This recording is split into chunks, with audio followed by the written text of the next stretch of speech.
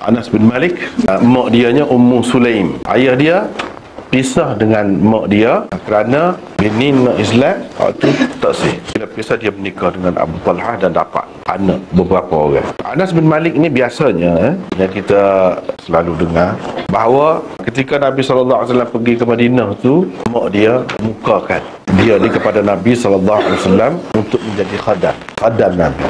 Nabi nak suruh apa-apa benda-benda rengeh-rengeh, bolehlah. Jadi dikatakan dalam kebanyakan lah, biasa kita dengar ada lagi buku-buku hadis kita hadis, dia sebut umurnya 10 tahun ketika itu. Tetapi itu tak benar sebenarnya. Sebab apa? Anas ni dia masuk dalam perang Badar. Itu benda yang kita kena perhatikan. Tak boleh kira orang kata saja. Kena tengok dia masuk dalam perang Badar, perang Uhud masuk. Perang Badar tahun yang kedua, perang Uhud tahun yang ketiga. Kalau kita kata perang Badar tahun yang kedua, tahun yang pertama tu umur 10 tahun, kita katalah mula-mula dia jadi khadam pada Nabi tahun yang pertama 10 tahun. Bermakna tahun yang kedua baru 11, tahun yang ketiga baru 12. Macam mana dia boleh masuk perang? Sedangkan Nabi SAW tak bui masuk. Ibnu Umar dan ramai lagi sahabat-sahabat yang lain tak bui masuk perang pasal awak tak cukup umur. Ibnu Umar umur 14 tahun tak bui, tak bagi masuk. Dan orang lain ada, Nabi SAW tengok masih kecil lagi, rendah lagi, setengah-setengah tu sahabat-sahabat ni terlalu nak perang kan, nak ikut menjunjung perintah Allah SWT ni, tawa ke diri. Siapa ada yang bertengkar, dia kata dia kalau dia boleh masuk, apa saya tak boleh masuk. Kata kalau berlawan Gusti dengan dia, kalah dia.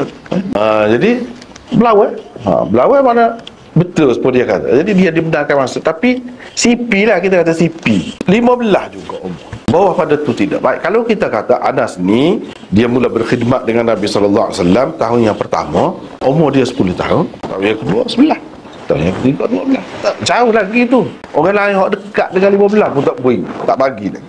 Itulah cara kita menilai sesuatu cerita, sesuatu hadis. Yang betul je, dia sudah bersadar tu. Hak benar sabar pun nak khidmat ni, kalau budak cek sangat dah. Jadi nyayo juga. Pergi aku air, pergi buat gol tu, buat gol ni. Kira-kiranya dia pada ketika itu paling tidak umur 14 tahun. Umur 15 tahun, tahun yang kedua perang Badar dia masuk. Baru nasab. Kalau tidak pun 15 tahun, tahun yang kedua tu 16 tahun dah. Begitulah. Ke atas lah. Tak boleh kita kata ke bawah. Sebab apa? Bercanggah dengan hadis tadi.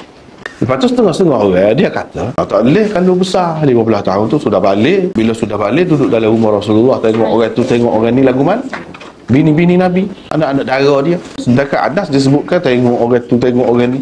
Jawabnya, hukum hijab ni pun, tudung ni pun, tahun berapa baru ada? Tahun yang kelima, paling cepat tahun yang keempat. Jadi kita tak boleh nak buat alasan juga tu, tak boleh, tak kebal.